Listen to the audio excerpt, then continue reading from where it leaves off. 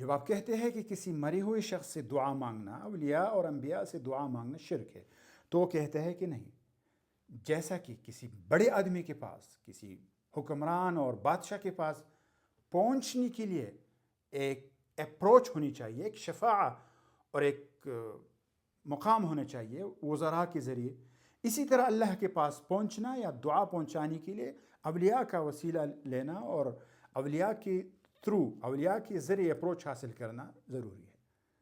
جواب یہ ہے کہ یہ دھوکہ ہے۔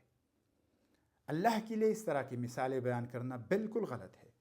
کسی بادشاہ نے آپ سے یہ نہیں فرمایا کہ میں قریب ہو، مجھ سے مانگو۔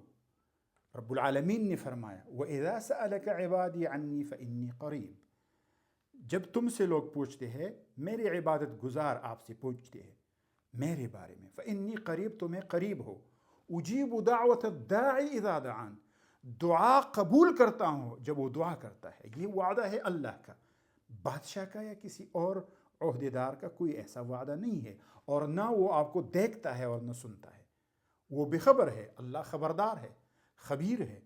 کیسے آپ اللہ، یہ اللہ کی توہین ہے کہ اس کو مثال میں بادشاہ کا مثال پیش کرنا اللہ کے لیے، کہ جس طرح کہ بادشاہ ہے اس طرح اللہ ہے، اللہ کے لیے مثال بیان کرنا شرک ہے۔ اس طرح اس مثال کو بیان کرنے والے مشرک لوگ ہوتے ہیں، دھوکے باز ہوتے ہیں۔ بارک اللہ فیکم۔